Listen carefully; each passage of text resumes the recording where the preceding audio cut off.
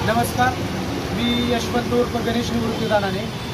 मी मौजे लोणंद नगरपंचायत लोणंद कार्यक्षेत्रातला रहिवासी आहे। लोणंद नगरपंचायत लोणंद ज्या दिवशी स्थापन झाली त्या दिवसापासून आज ताग आहे।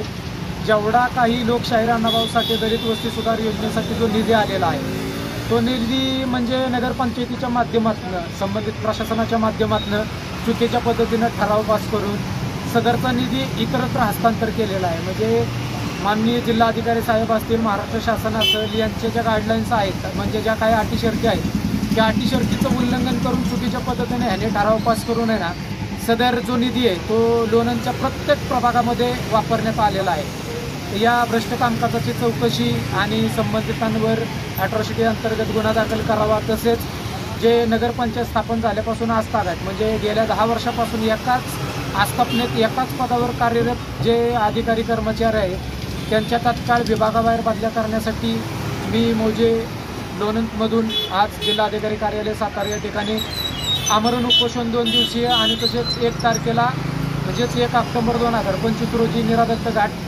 निरा या ठिकाणी जलसमाधी आंदोलन करणे बाबत मी माननीय जिल्हाधिकारी साहेबांना एक पत्र व्यवहारसुद्धा केले होते।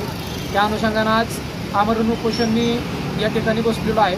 संबंधित प्रशासनाकडे उद्याचाच केवळ दिवस अवधी म्हणून उपलब्ध आहे, तर त्या अवधीच्या माध्यमातून त्यांनी संबंधित नगरपंचायत लोणंद यांच्या भ्रष्ट कामकाजाची चौकशी करावी, तसेच संबंधित कर्मचारी अधिकारी यांच्या तात्काळ विभागाबाहेर बदल्या करण्यात याव्या।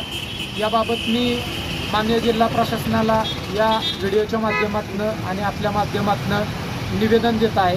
तरी संबंधित जिल्हाधिकारी साहेबांनी संबंधित प्रकरणावरती तात्काळ चौकशी करून मला लेखी आश्वासन द्यावं, अन्यथा 1 तारखेला मी निरादत्त घाटामध्ये जलसमाधी आंदोलन करत आहे। या सर्वस्वी जबाबदार जिल्हाधिकारी प्रशासन, नगरपंचायत प्रशासन सर्वस्वी जबाबदार राहतील। धन्यवाद। जय हिंद, जय महाराष्ट्र।